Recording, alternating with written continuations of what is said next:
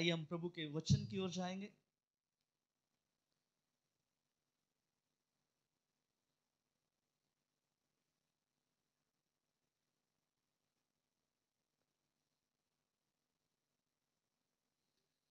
प्रभु के वचन में से आज हम कुछ बातों को सीखेंगे, कुछ बातें प्रभु के पाक कलाम में से आज हम सीखेंगे। हालेलुया।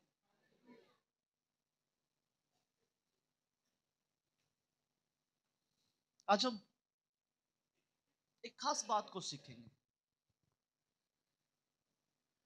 कोई भी इस समय स्थान से उठकर नहीं जाएगा।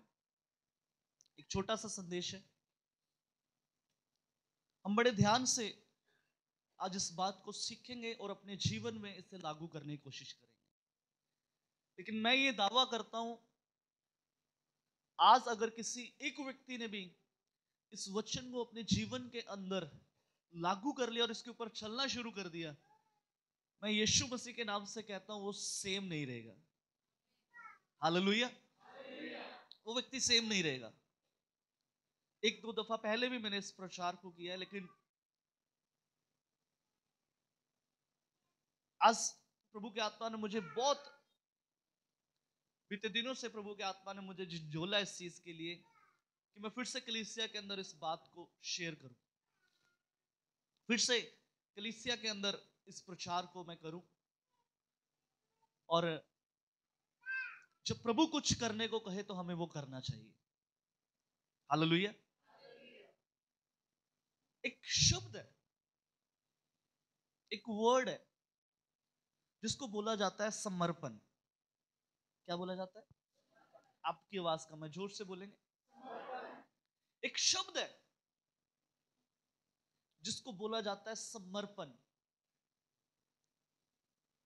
समर्पण बाइबल के अंदर हमें कई जगह समर्पण के बारे में सीखने को मिलता है और पढ़ने के लिए भी हमें मिलता है। समर्पण एक, आप कह सकते हैं, मसीह जीवन के बीच में समर्पण का होना बहुत जरूरी है। हालेलुया। मसीह जीवन के अंदर समर्पण का होना बहुत जरूरी है। लेकिन आज हम सीखेंगे समर्पण का मतलब क्या होता है, समर्पण का मतलब है क्या। कई बार हम इन शब्दों को बोलकर छोड़ देते हैं। समर्पण का मतलब होता है समर्पित होना।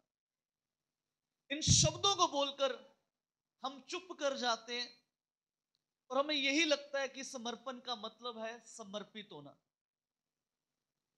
कि अगर मैं समर्पण मैंने किया तो मैं किसी चीज के लिए समर्पित हो जाऊं, कि यही शब्द का मीनिंग है।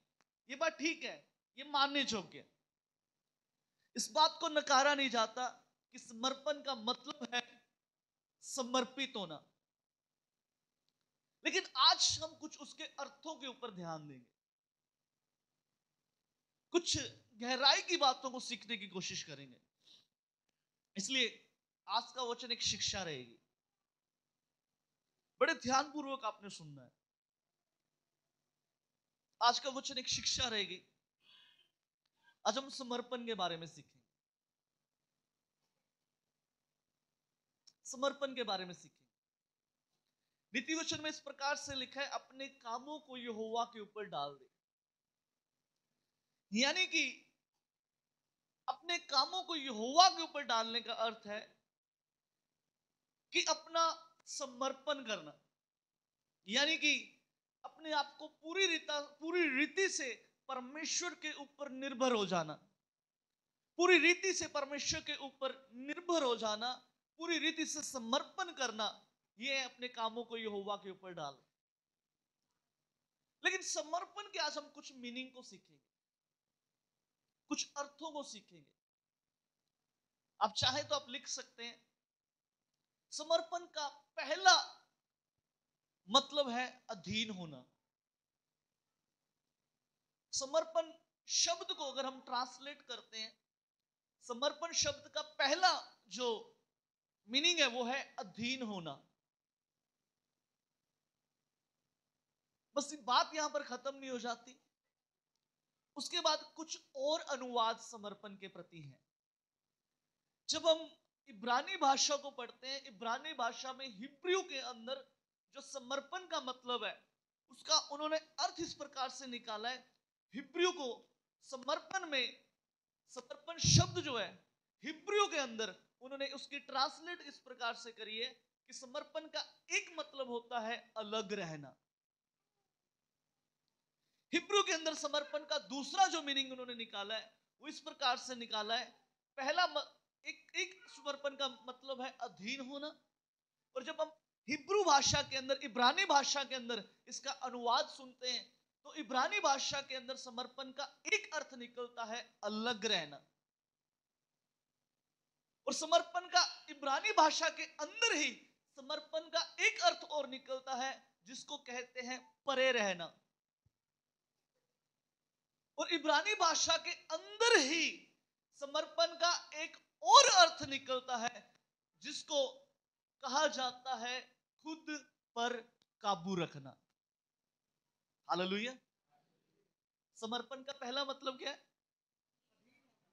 समर्पण का दूसरा मतलब, समर्पण का तीसरा मतलब, समर्पण का चौथा मतलब खुद पर काबू रखना।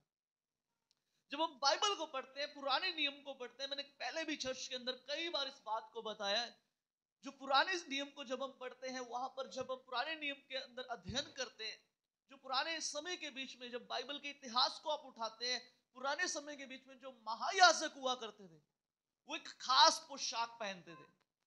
और जब वो एक खास पोशाक पहनते थे वो सर के ऊपर एक टोप धारण करते थे।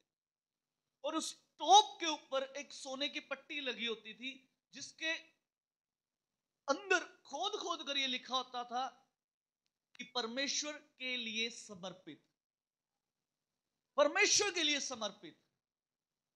वो पट्टी जो याजक जब वो पोशाक पहनता था, याजक जब वो पोशाक को पहनते थे तो उस समय वो एक टोप धारण करते थे। उस टोप के ऊपर एक पट्टी लगी होती थी, सोने की पट्टी लगी होती थी, उसके ऊपर खोद खोद के लिखा जाता था कि परमेश्वर के लिए समर्पित। ये इसलिए नहीं था कि याजक की उस पोशाक को पहनकर लोग उसे पढ़ पाए। ये इसलिए नहीं था कि याजक की इस पोशाक के द्वारा लोगों को यह मालूम हो जाए कि ये परमेश्वर के लिए समर्पित है। ये इसलिए नहीं था कि याजक दूसरे लोगों को दिखाए कि मैं परमेश्वर के लिए समर्पित हूं। नहीं, ये याजक जो टोप पहनते थे उस पट्टी के ऊपर इसलिए लिखा जाता था परमेश्वर के लिए समर्पित, कि ये याजक को स्मरण रहे कि तू कोई आम व्यक्ति नहीं है, तू परमेश्वर के लिए एक समर्पित व्यक्ति है। तुझे इस बात को याद रखना है, जब तू कुछ भी ऐसा करने की कोशिश करे, जब तेरे दिमाग में कुछ ऐसी बातें आए, तुझे इस बात को स्मरण रखना है कि तू वो व्यक्ति है जो परमेश्वर के लिए समर्पित है। तू वो व्यक्ति है जो परमेश्वर के द्वारा अलग किया गया है। तू वो व्यक्ति है, तुझे हर समय एक बात को याद रखना है कि तूने उस काम को करना है, तूने महापवित्र स्थान में, अति पवित्र स्थान में जाकर प्रभु के कार्य को करना है। इसलिए ये पट्टी किसी और के लिए नहीं, ये तेरे लिए है कि तुझे स्मरण रखना है कि तू परमेश्वर के लिए समर्पित है, तू परमेश्वर के लिए समर्पित है। आज आपको बताना चाहता हूं, जब परमेश्वर हमें चुनते हैं, जब परमेश्वर हमें अलग करते हैं, बाइबल इस प्रकार से कहती है उसने हमें नाम लेकर बुलाया, उसने हमें नाम लेकर बुलाया, उसने हमें चुना है, उसने हमें अपने कामों के लिए अलग किया है। और इस प्रकार से बाइबल कहती है जब उसने हमें नाम लेकर बुलाया तो मुझे और आपको सबसे ज्यादा इस बात को याद रखना है कि मैं परमेश्वर के लिए समर्पित हूं। एक समर्पण को दिखाना है, एक समर्पण, एक मसीह के जीवन में, एक मसीह व्यक्ति के जीवन में समर्पण का होना बहुत जरूरी है। समर्पण का पहला मतलब है अधीन रहना। हालेलुया। समर्पण का पहला मतलब क्या है? आपकी आवाज का मैं जोर से बोलिए। लेकिन मालूम ये सबसे मुश्किल काम है, ये सबसे मुश्किल काम है, ये सबसे मुश्किल काम है। अधीन रहना सबसे मुश्किल काम है। अधीन रहने को बोला जाता है सबमिशन, किसी के सामने सबमिट करना, यानी कि कोई आपसे ऊपर है, उसके अगुवाई के बीच में आपने चलना, उसको बोलते हैं अधीनता। ये एक समर्पण है। अधीनताई एक समर्पण है। अधीनताई एक समर्पण है। बाइबल के अंदर जब हम रूथ के बारे में पढ़ते हैं, रूथ एक ऐसी, बाइबल का एक ऐसा करैक्टर है जिसने अपने पूरे जीवन के बीच में, वो जब उसका पति मर गया, उसकी सास ने इस प्रकार से कह दिया कि तुम अपने अपने घर जा सकती हो, लेकिन रूथ ने एक बात को दिखाया, वो उसने एक समर्पण को दिखाया, और समर्पण के साथ साथ वो अपनी सास के अधीन रही। वो अपनी सास के अधीन रही, वो नाओमी के अधीन रही। रूथ ने एक समर्पण को दिखाया। रूथ के जीवन से अगर हमें कुछ सीखने को मिलता है तो सबसे महत्वपूर्ण ये है कि उसने एक समर्पण को दिखाया। रूथ ने एक समर्पण को दिखाया, और समर्पण के साथ साथ जो सबसे जरूरी था, वो अपनी सास के अधीन थी। वो अपनी सास के अधीन थी। आज आपको बताना चाहता हूं, ये सबसे मुश्किल काम है आज हर एक के लिए, अधीन रहना। अधीन रहना सबसे मुश्किल काम है। ये सबसे डिफिकल्ट काम है। किसी की अधीनता में चलना, किसी के अधीन रहना, ये सबसे मुश्किल काम है। हम कहते हैं कि मैं समर्पण करता हूं। समर्पण का एक अर्थ है अधीन रहना। मैं आज आपसे सवाल करता हूं, यदि आप अपने आप को कहते हैं कि मैं एक समर्पित व्यक्ति हूं, मैं एक समर्पण के साथ हूं, तो मेरा एक सवाल है, क्या हम अधीनता में हैं? क्या हम अधीनता के बीच में हैं? ये सबसे मुश्किल काम है। ये सबसे डिफिकल्ट काम है, अधीन रहना, किसी के अधीन होना। मैं आपको बताऊं, पते की बात बताना चाहता हूं, यदि आप चाहते हैं कि कोई आपके अधीन रहे, आपको भी किसी के अधीन रहना पड़ेगा। यदि हम चाहते हैं कोई हमारे अधीन रहे, जब तक आप खुद किसी के अधीन नहीं रहेंगे, आपके अधीन कभी कोई नहीं आ सकता।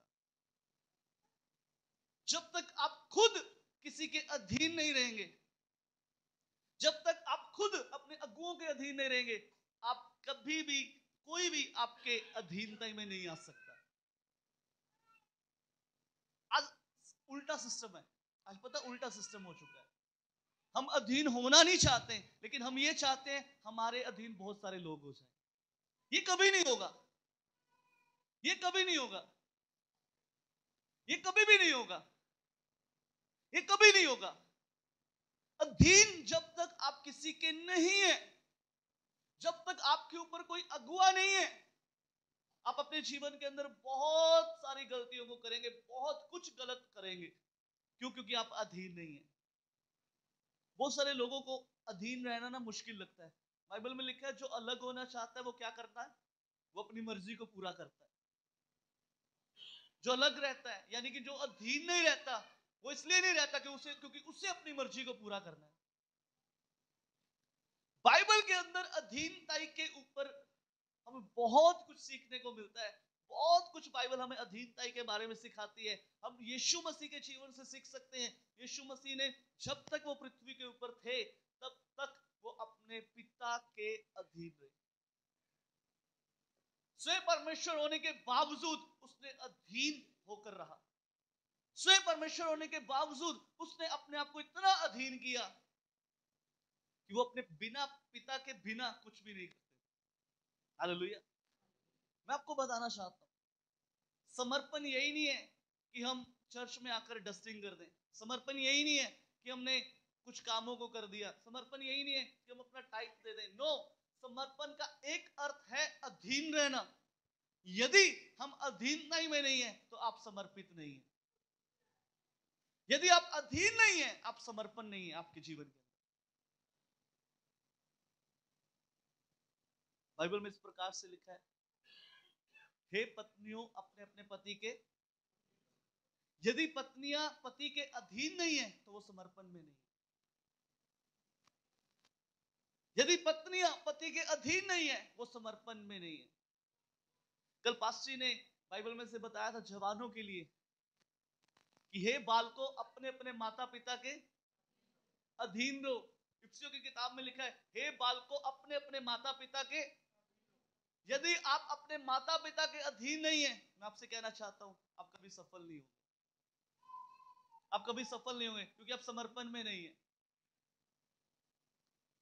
क्योंकि आप समर्पण में नहीं है। यदि आप अपने माता पिता के अधीन नहीं हो,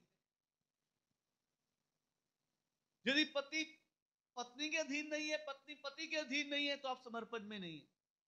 आप समर्पण में नहीं है। आपको समर्पण दिखाना पड़ेगा यदि आप सफल होना चाहते हैं। यदि मां बाप के अधीन बच्चे नहीं है, जितने बच्चे सब सुन लीजिए, यदि आप अपने मां बाप के अधीनता ही में नहीं है, आप समर्पण में नहीं। आपको मालूम है समर्पण के प्रति परमेश्वर हमें चेक करता है, चेक करता है, वो हमें चेक करता है, उसके बाद वो हमें आशीषित करता है। पहले समर्पण को देखता है, आपका समर्पण कैसा है, आपका समर्पण कैसा है, आप कितने अधीन हैं, कितने ज्यादा आप अधीन हैं, वो आपके समर्पण को चेक करता है। वो आपके समर्पण को चेक करता है। वो एक पैरामीटर होता है ना, जैसे आप कहते हैं, हिंदी की बाइबल में लिखा है, आमोस की किताब के अंदर लिखा है कि मैं इस्राएलियों के ऊपर साउल को लगाऊंगा। क्या करूंगा? साउल देखा है किस किस ने? क्या होता है साउल? क्या होता है साउल? हाँ जी, बहुत सारे मिस्त्री बैठे हैं हमारे बीच में, मिस्त्री भाई बैठे हैं जो ठेकेदार लोग हैं। क्या होता है साउल? अच्छा, कितनों को नहीं पता साउल क्या होता है? ये मिस्त्रियों के इस्तेमाल का औजार है, ये मिस्त्री लोग इसका इस्तेमाल करते हैं। साउल क्या होता है? आमोस की किताब में लिखा है, परमेश्वर कहता है उसके, आप आमोस की किताब में पढ़ेंगे ना, वहां पर परमेश्वर ने आमोस से कहा तुझे क्या दिखाई? कहता है प्रभु मुझे साउल दिखाई देता है। साउल, प्रभु कहता है मैं इस्राएलियों के ऊपर साउल लगाऊंगा। नहीं पता किसको साउल क्या होता है? चलो मैं आपको दिखाता हूं, मैं साउल लेके आया हूं आज, मैं सच्ची लेके आया हूं आपको दिखाने के लिए, ताकि आप सीख जाए। मैंने इसलिए कहा था आज हम शिक्षा के ऊपर ज्यादा ध्यान देंगे।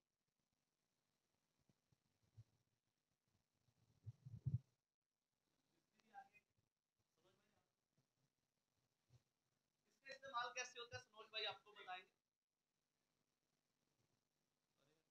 ये साउल है, इसका इस्तेमाल कैसे होता है? जैसे ये दीवार है जी, आप ऊपर ऊपर आ सकते हैं, ऊपर ऊपर आके बताएं।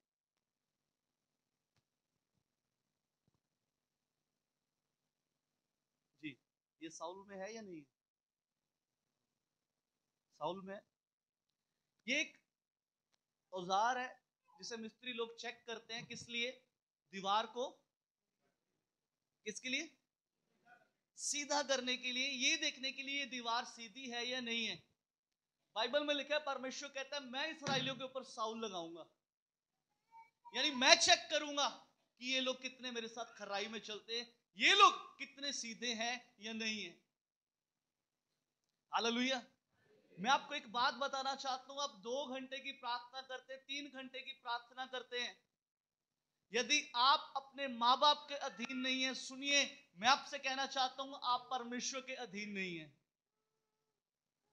ये मैंने कई दफा इस बात को चर्च के अंदर बोला है, आज मैं दोबारा बोलता हूं प्रभु के अनुग्रह के द्वारा। यदि आप 2 घंटे या 3 घंटे की भी प्रार्थना करते हैं, अब सारी सारी रात प्रार्थना करते हैं, अब सुबह उठकर प्रार्थना करते हैं, यदि आप ये सब कुछ करते हैं, उसके बाद यदि आप अपने माता पिता के अधीन नहीं है, सुन लीजिए जितने जवान यहां पर बैठे हैं, जितने बच्चे यहां पर बैठे हैं, यदि आप अपने माता पिता के अधीन नहीं है, आप परमेश्वर के अधीन नहीं है। जितनी पत्नियां बैठी हैं सुन लीजिए, मैं आपसे कहना चाहता हूं अधीनता ही एक समर्पण को दिखाता है। जितनी पत्नियां अगर जो मेरी आवाज को सुन पा रही हैं, सुनिए मैं आपसे कहना चाहता हूं, यदि आप 2 घंटे प्रार्थना करते हैं, 3 घंटे प्रार्थना करते हैं, यदि आप अपने पति के अधीन नहीं है, सुनिए मैं आपसे कहना चाहता हूं आप परमेश्वर के अधीन नहीं है, आप परमेश्वर के अधीन नहीं है। जितने कलीसिया के लोग बैठे हैं, मैं आपसे कहना चाहता हूं, चाहे आप टाइट दें, चाहे आप प्रार्थना करें, चाहे आप हर संडे चर्च आए, यदि आप खुदा के सेवकों के अधीनता में नहीं है, सुनिए मैं आपसे कहना चाहता हूं कि आप परमेश्वर के अधीन नहीं है।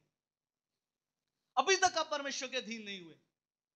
यदि आप परमेश्वर के सेवकों की बातों को नहीं मानते हैं, खुदा के दासों की बातों को नहीं मानते हैं, आप अधीनता में नहीं है। और यदि आप अधीन नहीं है तो यह मत भूलिए कि आप परमेश्वर के अधीन है, आप परमेश्वर के भी अधीन नहीं है। समर्पण का अर्थ है अधीन होना। यदि आप उन बातों को नहीं मानते जो कलाम की बातें हैं, तो सुनिए मैं आपसे कहना चाहता हूं, तो मत कहिए कि मैं कलाम के अधीन हूं, मैं व्यवस्था के अधीन हूं। आप व्यवस्था के अधीन नहीं है।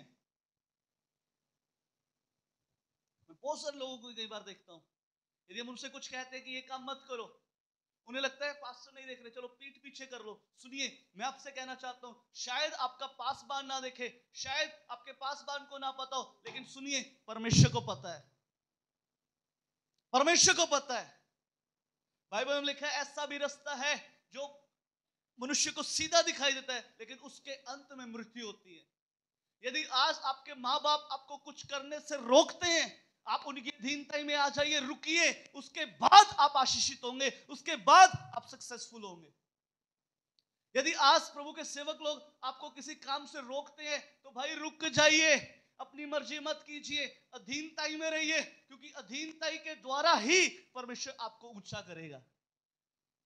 बाइबल में लिखा है परमेश्वर के बलवंत हाथ के नीचे दीनताई के साथ रहो, ताकि उचित समय पर वो तुम्हें बढ़ाए। वो उचित समय मालूम क्या है? परमेश्वर चेक करता है, बार बार साउल लगा के परमेश्वर चेक करता है कि ये अभी तक सीधा हुआ कि नहीं हुआ, इसने अभी तक पूर्ण समर्पण किया कि नहीं किया, इसने अभी तक पूरी रीति से हृदय परिवर्तन इसका हुआ कि नहीं हुआ। परमेश्वर चेक करता है। जब आप सीधे हो जाते हैं, उचित समय तभी शुरू हो जाता है। जब आप सीधे हो जाते हैं, जब आप अधीनताई के बीच में आ जाते हैं, उचित समय तभी शुरू हो जाता है। वही उचित समय है जब आपने 100% प्रभु को देना शुरू कर दिया। वही उचित समय है। उचित समय मालूम कब आता है? जब आप पूर्ण रीति से सिद्ध हो जाते हैं। आपको मालूम है 75 साल की आयु में परमेश्वर ने अब्राहम को कहा, अपने माता पिता के घर को छोड़ मेरे पीछे हो ले। 24 साल परमेश्वर ने उसे बहुत कुछ दिया, और मालूम उसके पास एक आशीष नहीं थी जिसके लिए अब्राहम वेट कर रहा है। वो आशीष कौन सी थी? इसहाक। 24 साल एक व्यक्ति प्रभु की आवाज को सुनकर घर से निकल आया, और 99 एज में प्रभु उसके पास आके कहते हैं मेरी हजूरी में चल फिर और सिद्ध हो जा। मालूम कब अब्राहम के पास इसहाक कब आया? जब उसने उसको आकर कहा मेरी हजूरी में चल फिर सिद्ध हो जा। यानी कुछ ना कुछ अब्राहम के जीवन में शायद ऐसा था कि इसहाक उसके जीवन में नहीं आया। यदि आप अपने आप को कहते हैं कि मैं समर्पित हूं, मैं एक समर्पण दिखाता हूं, और आप अधीन नहीं है, मैं आपसे कहना चाहता हूं आप संपूर्ण समर्पण में नहीं है, आप पूरी रीति से समर्पण में नहीं है। यदि आप ये कहें कि मैं अपने माता पिता की अधीनता में आप नहीं है, और कहें कि मैं प्रभु के अधीन हूं, ये नहीं हो सकता। ये कभी नहीं हो सकता। ये बाइबल का लॉ है। हो ही नहीं सकता। यदि आप कहें कि मैं प्रभु के दासों के अधीन हूं, मैं सेवकों के अधीन हूं, मैं आपसे कहना चाहता हूं, सुनिए, मेरे पापा एक बात बोला करते थे, आपके जीवन में एक व्यक्ति ऐसा जरूर होना चाहिए जो आपको रोक टोक कर सके। एक व्यक्ति आपके जीवन के अंदर ऐसा जरूर होना चाहिए जो आपको रोक टोक कर सके, जो आपको रोके। यदि आप कुछ गलत करें तो वो आपको रोके। आज यही चीज किसी को पसंद नहीं, कोई हमें क्यों रोकता है? आपको मालूम, एक मेंटर आपके जीवन में होना बहुत जरूरी है। एक अगुआ आपके जीवन में बहुत होना जरूरी है, जो आपको सही और गलत की दिशा दिखा सके। भजन संहिता के अंदर इस प्रकार से लिखा है, धर्मी जब मुझे डांटता तो वो मेरे सिर पर तेल के समान है। धर्मी जब मुझे डांटे तो वो मेरे सिर के ऊपर तेल के समान है, ऐसा भजन संहिता में लिखा हुआ है। मालूम तेल की तुलना किससे की? बहन बैठ जाओ। तेल की तुलना किससे की गई है? बस तेल की तुलना अगर मैं गलत नहीं, अभिषेक से की गई, अनॉइंटिंग से की गई है। तेल की तुलना अभिषेक से की गई है। यानी जब धर्मी मुझे डांटता है, लिखा है मेरे सिर के ऊपर तेल तेल के समान है।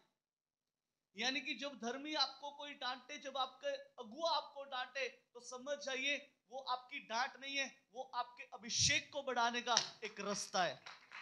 वो आपके अभिषेक को बढ़ाने का एक रास्ता है। वो आपके ऊपर अनॉइंटिंग को बढ़ाने का रास्ता है। आज आज आज उल्टा हो रहा है। आज उल्टा हो रहा है कलीसियाओं में। अगर प्रभु के सेवक किसी को डांट दे तो नाराज हो जाते। पास्टर प्रबोध जी एक ना गीत उन्होंने सुनाया था, यहीं पर इसी मंच के ऊपर खड़े होकर उन्होंने प्रचार किया था यूथ मीटिंग के अंदर। उन्होंने उस प्रकार बताया था कि एक गीत आया है आजकल कि पास्टर सानू झिड़क के था, देख ऐसी चर्च बदल लेना, ऐसी चर्च बदल लेना।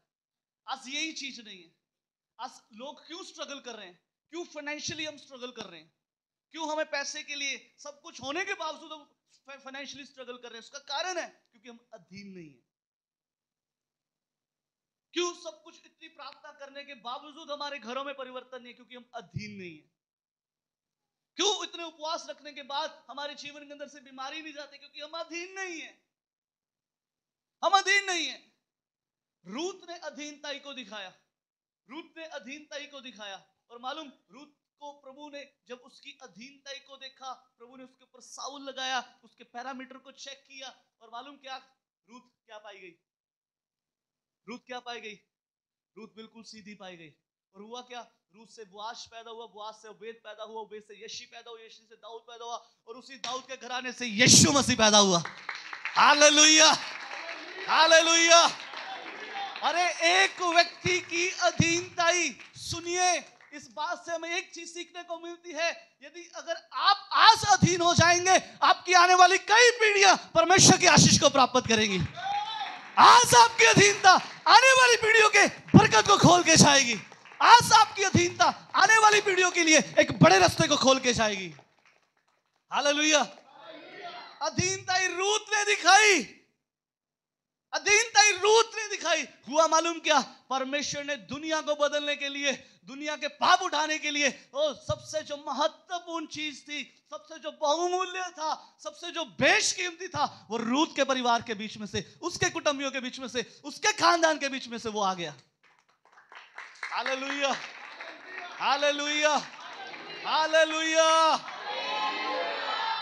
यदि आप कहें कि मैं परमेश्वर के अधीन हूं, सुनिए, मैं आपसे कहना चाहता हूं, खुदा के सेवकों के अधीन भी हो जाएं। यदि आप उनके अधीन नहीं है, आप उनकी बातों को नहीं मानते। बीते दिनों में एक सच्ची घटना बता रहा हूं, इसी चर्च की। मैंने एक परिवार को डांटा, उनकी गलती के ऊपर डांटा, उनकी गलती के ऊपर डांटा। उसके बाद क्या हुआ? एक संडे के बाद उन्होंने चर्च छोड़ दिया। मेरे को बहुत सारे लोगों ने बोला, पास वो परिवार नहीं आ रहा। आज हम अधीन होना पसंद नहीं करते, अधीन होना पसंद नहीं करते। झुककर जय मसीह की करना ये ठीक है, लेकिन क्या आप सच में अधीन हैं? क्या आप सच में अधीन हैं? क्या आप सच में समर्पण दिखा रहे हैं?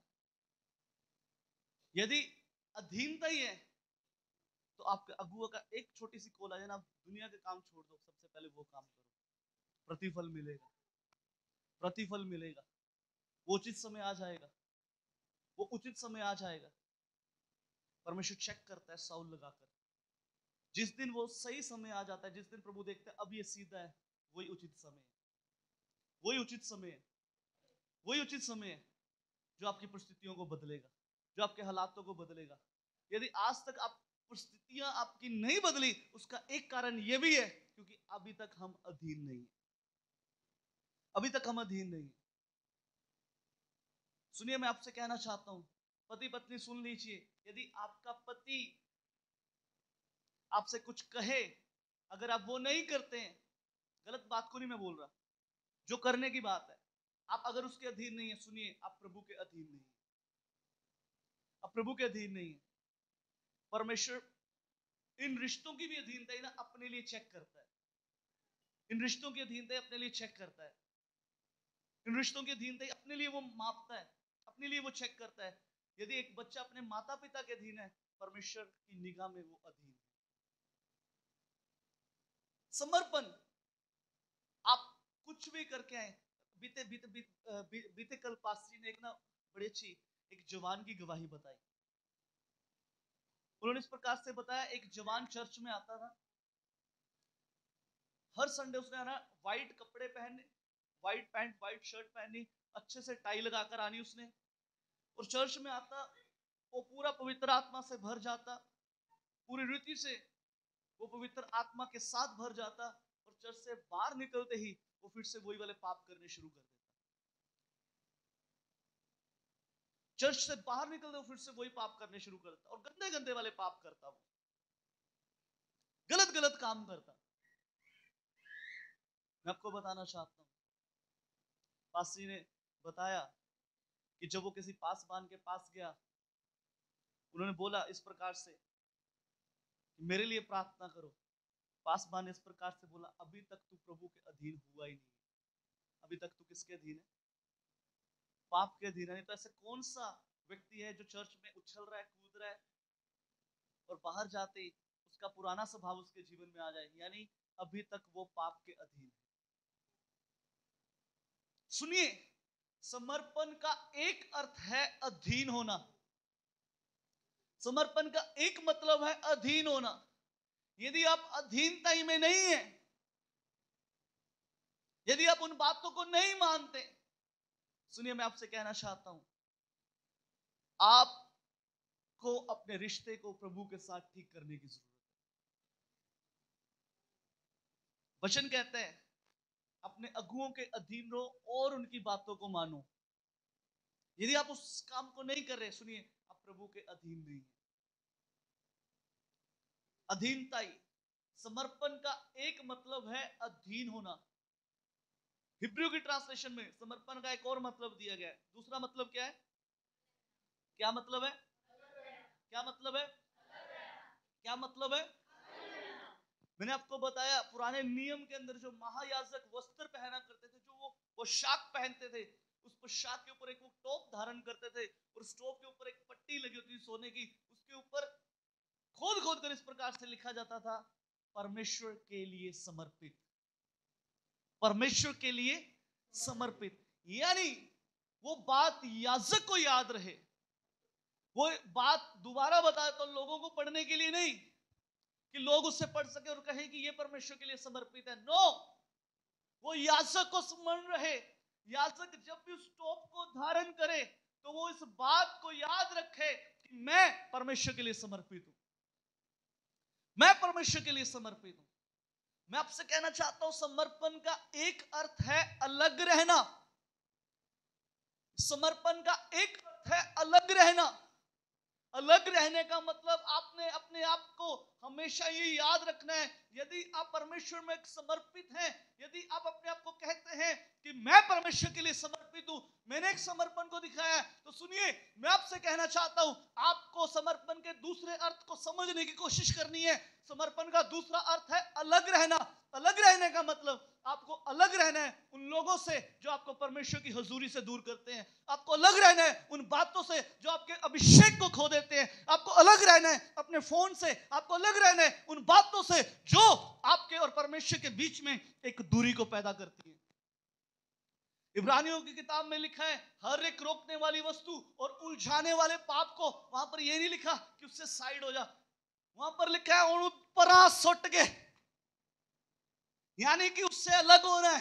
जो वस्तुएं मुझे परमेश्वर में आगे बढ़ने से रोकती हैं, जो चीजें मुझे खुदा में आगे बढ़ने से रोकती हैं, जो बातें मेरी आशीषों को रोकती हैं, मुझे उनसे अलग रहना है। मुझे उनसे अलग रहना है, क्योंकि मुझे याद है मैं परमेश्वर के लिए समर्पित हूं। मैं परमेश्वर के लिए समर्पित हूं, मुझे अलग रहना है। बाइबल के अंदर एक व्यक्ति है जिसका नाम है सैमसन। सैमसन एक ऐसा व्यक्ति था जो बचपन से ही परमेश्वर का नाज़ीर था। बचपन से लेकर जवानी तक उसके बालों के ऊपर कभी भी उस्तरा नहीं लगाया गया। वो एक परमेश्वर का नाज़ीर था। वो परमेश्वर के द्वारा चुना गया व्यक्ति था, परमेश्वर का एक बड़ा नाज़ीर था, वो न्यायी था, वो लोगों का न्याय करता था, वो परमेश्वर के द्वारा अलग किया गया व्यक्ति था।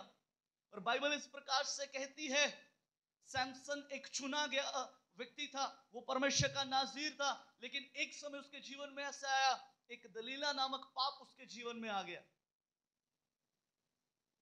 और जब वो दलीला के साथ उसके संबंध कायम होने शुरू हो गए, सैमसन भूल गया हु एम आई, मैं कौन हूं, वो भूल गया कि मैं परमेश्वर के लिए समर्पित हूं, मैं परमेश्वर का चुना गया व्यक्ति हूं। सैमसन भूल गया, वो समर्पण के मतलब को भूल गया, वो भूल गया कि मैं परमेश्वर के लिए अलग किया गया व्यक्ति हूं, वो भूल गया कि मुझे परमेश्वर ने अलग किया है, वो भूल गया।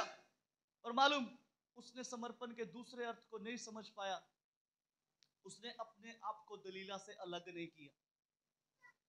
समर्पण का दूसरा अर्थ है अलग रहना, लेकिन सैमसन भूल गया कि मैं परमेश्वर के लिए समर्पित हूं, और वो भूल गया समर्पण का एक अर्थ है अलग रहना। सैमसन भूल गया कि वो अलग नहीं हुआ, उसने दलीला से अपने संबंध को तोड़ा नहीं। मालूम हुआ, मालूम क्या हुआ, मालूम क्या? इस कहानी को हम सब जानते हैं, इस वाक्य को बाइबल के हम सब जानते हैं। जब सैमसन दलीला से अलग नहीं हुआ, सैमसन के ऊपर से वो अभिषेक उठ गया, वो अभिषेक उठ गया, सैमसन के ऊपर से वो अभिषेक उठ गया। क्यों? क्योंकि उसने अपने आप को दलीला से अलग नहीं किया, उसने अपने संबंध को दलीला के साथ बनाए रखा।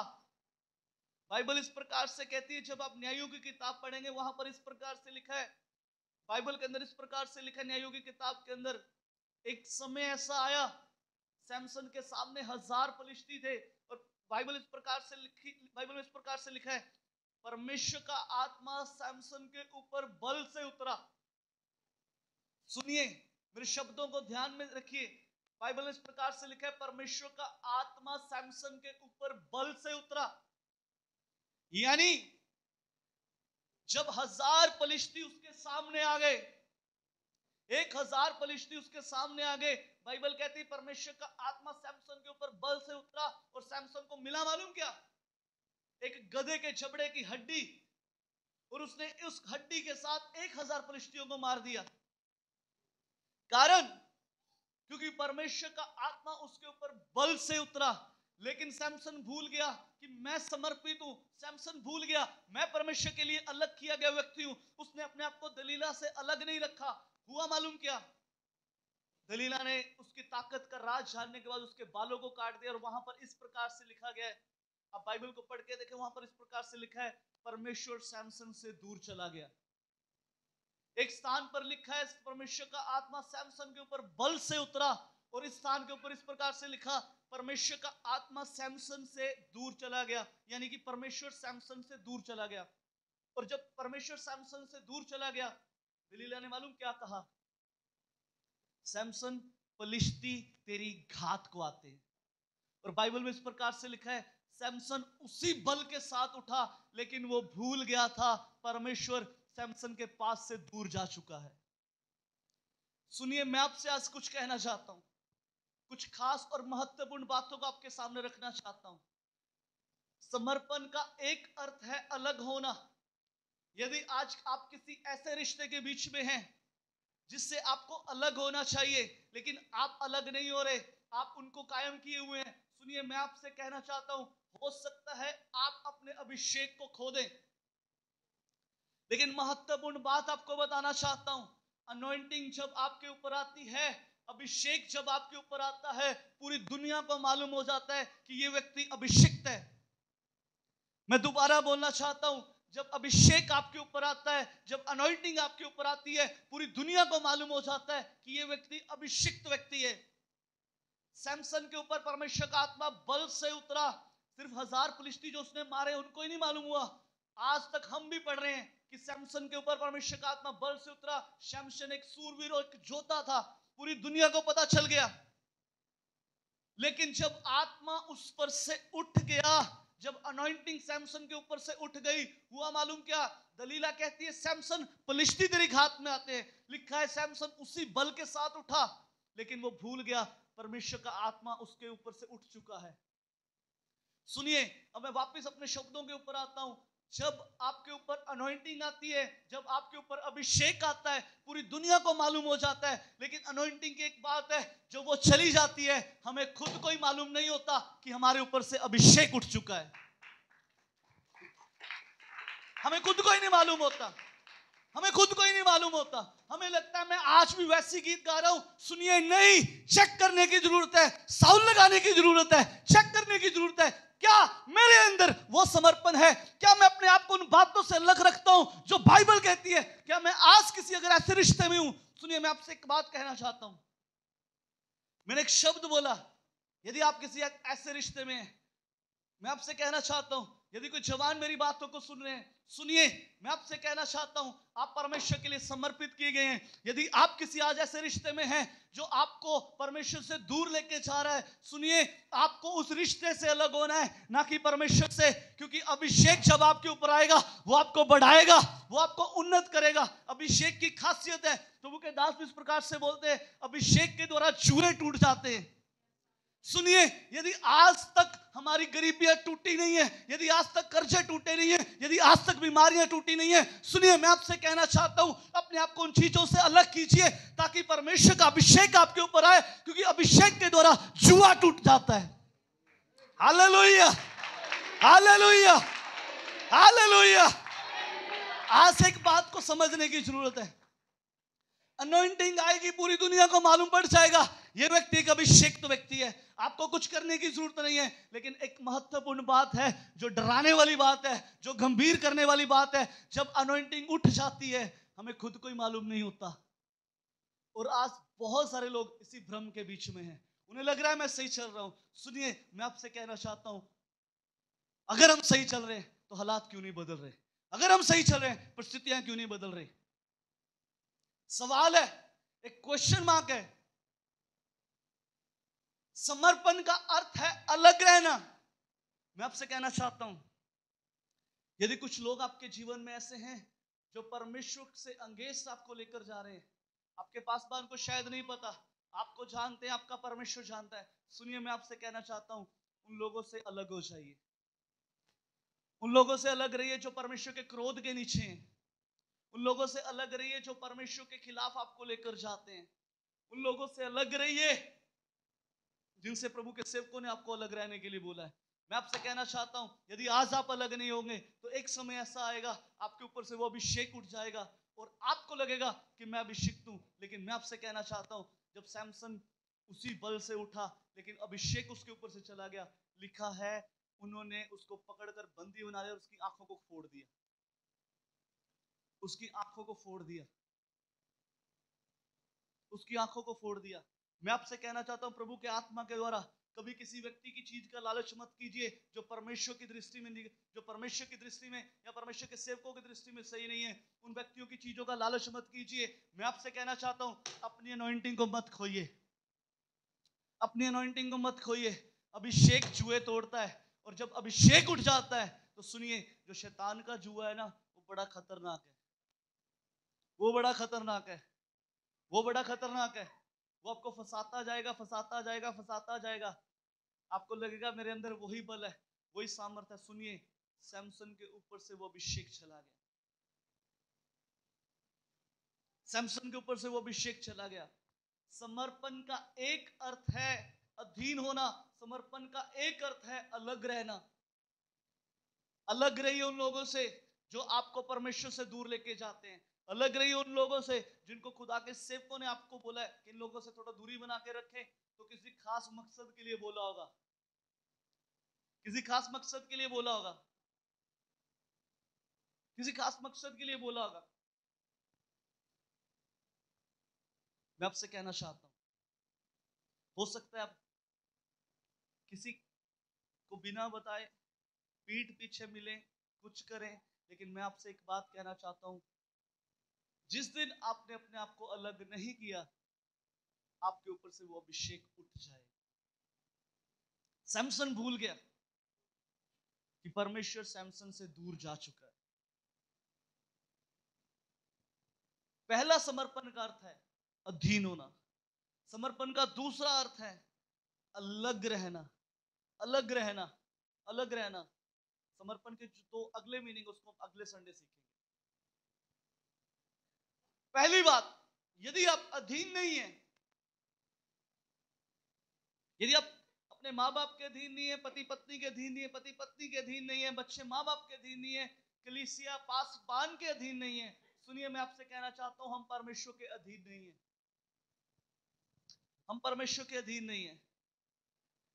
हमें अपने अगुओं के अधीन रहना है। बाइबल में लिखा है अपने अगुओं की बात मानो और उनकी अधीनता ही में रहो। आज हर किसी को अपनी मर्जी करना अच्छा लगता है, लेकिन सुनिए मैं आपसे कहना चाहता हूं, अपनी मर्जी को बंद करके प्रभु के सेवकों के अधीन रहिए, वचन के अधीन आ जाइए, यीशु के अधीन आ जाइए। प्रभु आपको फलवंत करेगा। दुनिया की कोई ताकत आपको ऊंचा उठने से नहीं रोक सकती। दुनिया की कोई ताकत आपको फलवंत होने से, मल्टीप्लाई होने से नहीं रोक सकती। मैं आपको बताना चाहता हूं,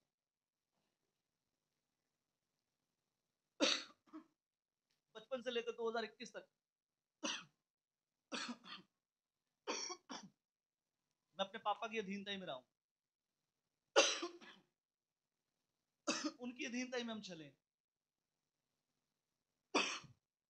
और उनकी, मेरे ऑर्डिनेशन के बाद भी मैंने चर्च के अंदर कुछ समय ढोलक बजाई है, क्योंकि मैं ढोलक बजाता था। मैंने कभी नहीं सोचा कि अब मैं पास्टर बन गया हूं तो मुझे प्रचार करना है। मैं उनके अधीन रहा। उनकी डेथ के बाद प्रभु के श्रेष्ठ और उत्तम दास पास्टर प्रबोध के सिंह, हम उनकी अधीनता में चलते हैं। हमने एक छोटा सा डिसीजन भी लेना होता है ना अपने परिवार का, हम प्रभु के दास से पूछते हैं। ऐसा नहीं है कि हमें कुछ मालूम नहीं है, और ऐसा नहीं है कि वो हमें कहते हैं कि नहीं आप हमसे पूछो, लेकिन हमें मालूम है यदि हमें फलवंत होना है, हमें अपने अगुओं के अधीन रहना पड़ेगा। आसपास से अभिषेक जी, मैं प्रभु के दास का आदर करता हूं। मैं ये नहीं हूं कि मैं उनका आदर नहीं करता, मैं उनका बहुत आदर करता हूं, दिल से आदर करता हूं। आज वो भी अगर यहां पर आए ना, तो इस बात के बारे में प्रभु के दास को मालूम है। हमें अपने सेवकों के अधीन रहना है। ये थोड़ा मुश्किल है, थोड़ा मुश्किल है, लेकिन सबसे महत्वपूर्ण मालूम क्या है? ये आपको फलवंत करेगा, ये आपको आशीषित करेगा। आज बड़े सारे लोगों को मैंने देखा है, वो आके बोलते पास फाइनेंशियली आशीषित नहीं है। नहीं होंगे आशीषित। पहले वचन के अधीन हो जाइए, यीशु के अधीन हो जाइए, अपने माता पिता के अधीन हो जाइए, अपने अगुओं के अधीन हो जाइए, उसके बाद बरकतें अपने आप आएंगी। फिर वो वचन पूरा होगा, बरकतें तुम्हारे पीछे पड़कर मिलेंगी। हालेलुया। सबसे पहला काम है समर्पण का अर्थ है अधीन होना। समर्पण का अर्थ है अधीन होना। समर्पण का अर्थ है अलग रहना। कई बार हम ना कई बार दूसरे लोगों की चीजों का लालच कर जाते हैं।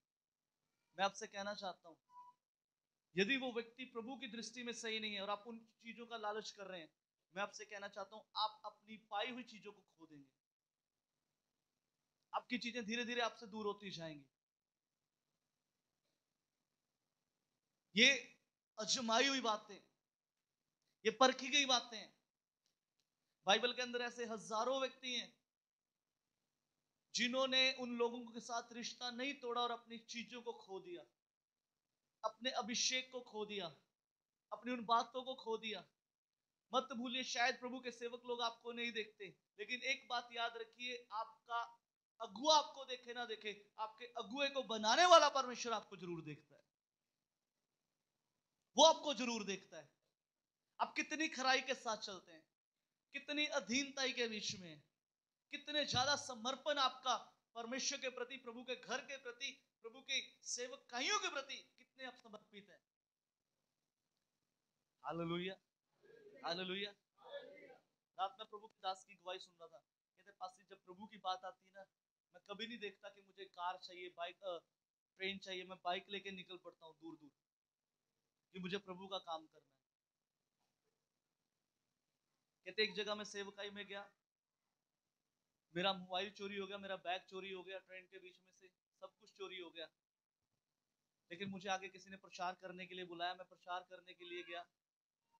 मीटिंग खत्म होती मेरा मोबाइल चोरी एक हुआ था, मीटिंग खत्म होती दो व्यक्तियों के मन में आया, एक ने एक अपना फोन दे दिया, एक ने दूसरा फोन दे दिया।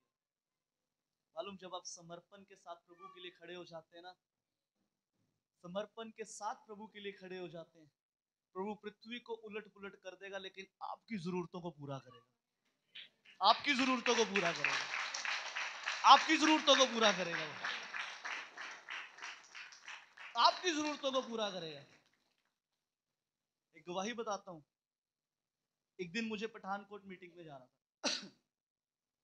पठानकोट मीटिंग में जाने के लिए मेरे पास कुछ पैसे थे, लगभग 5,000 पैसे थे, और मुझे था कि मैं इसमें आन जान मेरा आराम से हो जाएगा। और मैं आपको बताना चाहता हूं, मेरी गाड़ी से टक टक करके आवाज आई, तो मैंने देखा कि कल मुझे आउट ऑफ स्टेशन जाना है और मेरा परिवार मेरे साथ है, तो गाड़ी कहीं दिक्कत ना करे, मैं इसे चेक करवाने जाता हूँ। और मैं जब गाड़ी को चेक करवाने के लिए गया, तो हुआ इस प्रकार से, वो 5,000 गाड़ी के ऊपर लग गया। उसमें कुछ ऐसा फॉल्ट आ गया। अब गाड़ी खोल दी गई है, उसको ऐसे बंद नहीं किया जा सकता, मजबूरी हो गई। और 5,000 मेरा पूरा उसमें लग गया। अब मेरे पास 1 रुपया भी नहीं है कि मैं सुबह मीटिंग में जा सकूं। 1 रुपया भी नहीं था मेरे पास, प्रभु इस बात के गवाह हैं। लेकिन मुझे मालूम था कि जिस परमेश्वर की मैं आराधना करता हूं, जिस परमेश्वर की सेवा करता हूं, वो लास्ट मोमेंट में भी काम कर देता है। और मैं आपको बताना चाहता हूं, 4-5 बजे मैं गाड़ी रिपेयर करवा के घर आया। 6 बज के, 7 बज के, 8 बज के मैंने घर बताया, मेरे पास कोई पैसा नहीं। मम्मा कहते कैसे करना है, सुबह जाना है। मैंने बोला प्रभु लास्ट मोमेंट पर इंतजाम करेगा। और मम्मा ने ये बात रात को 10 बजे बोली। तो मम्मा कहते लास्ट मोमेंट तो हो गया, 10 तो बज गए, सुबह तो 6 बजे निकलना था हमें। मैं आपको बताना चाहता हूँ, मैं अपने रूम में गया, मैं घुटने टेकने लगा। जब मेरा प्रार्थना का समय होता है, तो मेरी वाइफ ने बोला आप प्रार्थना करने से पहले एक छोटा सा काम कर दीजिए, मेरा पर्स निकाल दीजिए। तो मैं आपको बताना चाहता हूँ, मैंने उनको बोला आपके पास और पर्स है, आप वो यूज कीजिए। अब कहाँ मैं निकालूंगा, आप कोई और यूज कर लीजिए। कहते नहीं, मुझे वही लेके जाना है। और मैं आपको बताना चाहता हूँ, मैं पर्स निकाल के घुटनों पर आया, और मैंने ये प्रार्थना करी अपने मन में, प्रभु मैंने तेरे कार्य के लिए जाना है।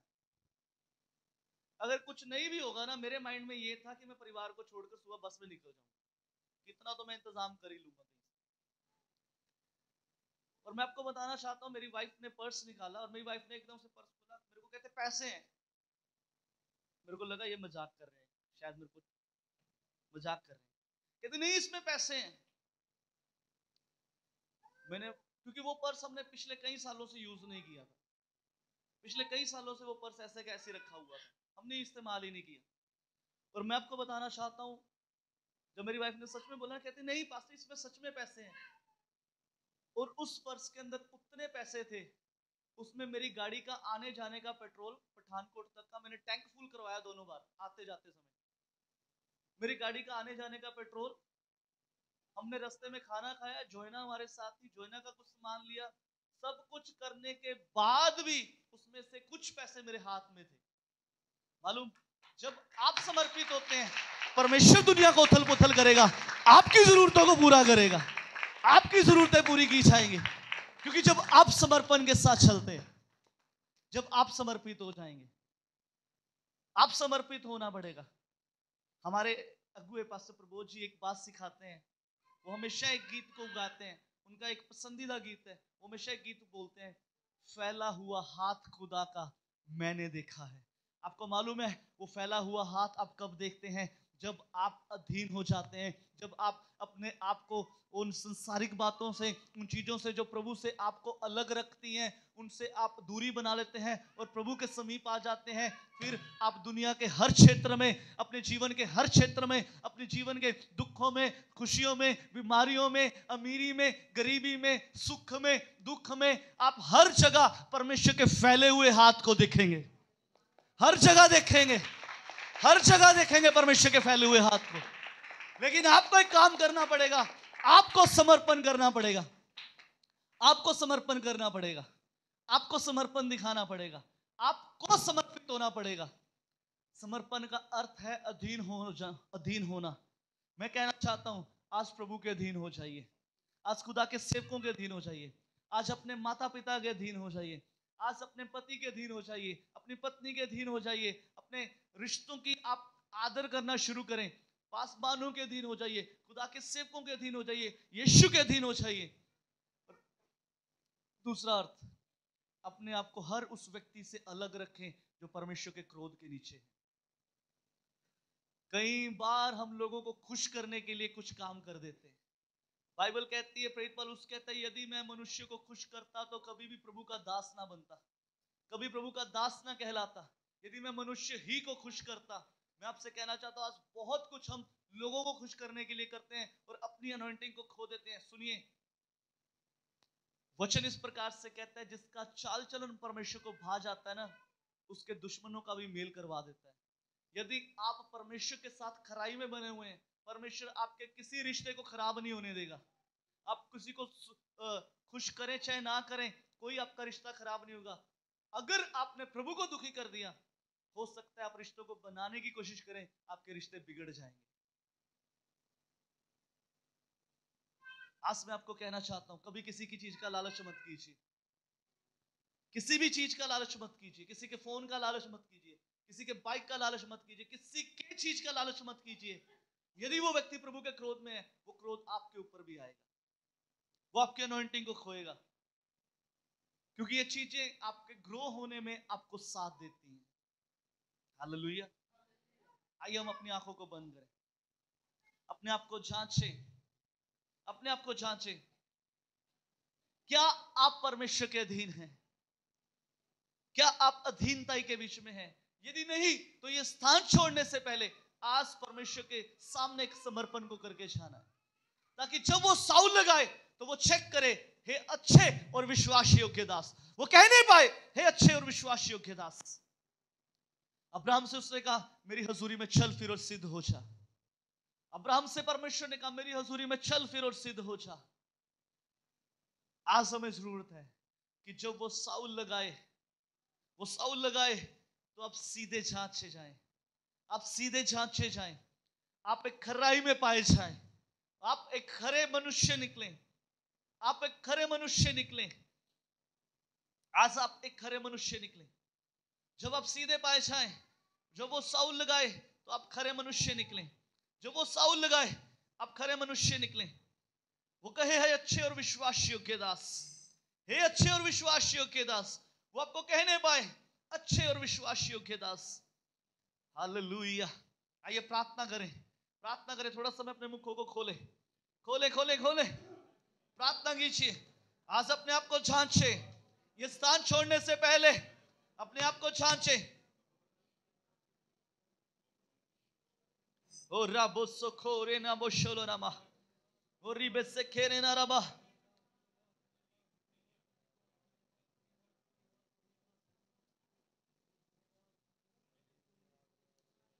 आज हमने भजन संहिता 66 की 10 आयत में पढ़ा, वहां पर इस प्रकार से लिखा है, उसकी 10 आयत इस प्रकार से कहती है, क्योंकि हे परमेश्वर तूने हमें जांचा, हे परमेश्वर तूने हमें जांचा है। अरे जब वो आपको जांचे आप सिधाई में पाए जाएं, जब वो आपको जांचे आप खराई में पाए जाएं, क्योंकि उसका जांचना आपके लिए एक बरकत का वायस है, उसका जांचना आपके लिए बंद रास्तों को खोलना है, उसका जांचना आपके लिए बड़े बड़े रास्तों को खोलने का कार्य है। हालेलुया। ओ रे बेसे खेंदेरी अलावा। अपने आप को जांचें, जांचें अपने आप को जांचें। यदि आप समर्पण में नहीं है, यदि आप अधूरे समर्पण में हैं, तो आज पूर्ण समर्पण करने की जरूरत है। आप घुटनों के ऊपर आइए, प्रभु से कहिए, प्रभु मैं समर्पण करता हूं, प्रभु मैं समर्पण करता हूं। आज से मैं आपके अधीन हो जाता हूं, आज से मैं वचन के अधीन हो जाता हूं, आज से मैं कलाम के अधीन हो जाता हूं, आज से मैं आपके सेवकों के अधीन हो जाता हूं, आज से मैं प्रभु अपने माँ बाप के अधीन हो जाता हूं, आज से प्रभु मैं तेरे हुक्मों के अधीन हो जाता हूं। कहिए प्रभु से।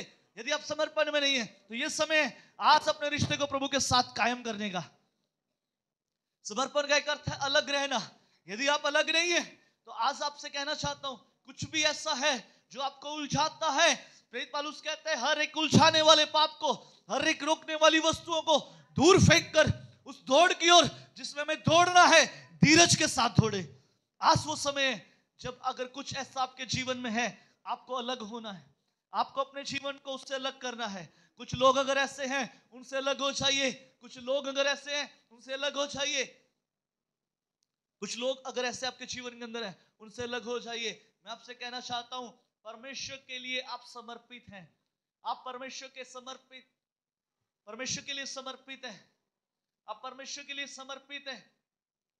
और रेबे से खेंदे रे राबा शकोर लबा राबा रेबे से खेंदे रिये ना राबा रिये लखर लबा। आज प्रभु से कहिए, प्रभु मैं समर्पण करता हूं, मैं समर्पण करता हूं, मैं समर्पण करता हूं। Thank you Jesus, thank you Jesus, thank you Jesus.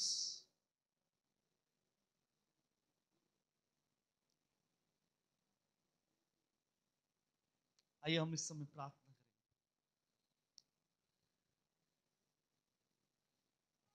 चाहता हूं पास्टर जी आगे प्रार्थना करें।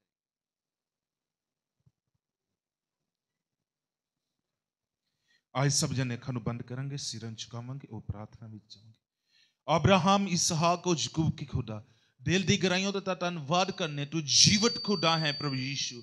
और आज के जीवत वचनों के लिए धन्यवाद प्रभु यीशु मसीह, जो तेरे दास ने प्रभु यीशु मसीह इस कलीसिया दे विच प्रभु यीशु मसीह तेरे लोकां दे विच इस वचनां नूं शेयर कीता प्रभु यीशु मसीह। मेरी प्रार्थना है आज दा वचन ना 30 गुना ना 60 गुना 100 गुना करके फलदायक होए प्रभु यीशु मसीह। हर एक के जीवन से सचमुच हर एक पाप को, हर एक श्राप को निकाल दे प्रभु यीशु मसीह। मैं स्पेशली प्रार्थना करना प्रभु यीशु मसीह तेरे नाम दे विच डिक्लेयर करना प्रभु यीशु मसीह, जो तेरे दास ने समर्पण दे बारे, अधीनता दे बारे, अलग होने दे बारे तेरे पाक पवित्र कलाम दे विचों तेरी कलीसिया नु सिखाया प्रभु यीशु मसीह। ए तेरे लोग ने प्रभु यीशु मसीह, और स्पेशली प्रार्थना करना ए समर्पण नु जानन, ए अधीन हो जान, अपने आप नु हर एक पाप तो, हर एक बुरे काम तो अलग रखन प्रभु यीशु मसीह। स्पेशली प्रार्थना करना तेरे दास के लिए प्रभु यीशु मसीह, अपने दास नु दुगना अभिषेक देके, दुगनी सामर्थ ना भरपूर करके,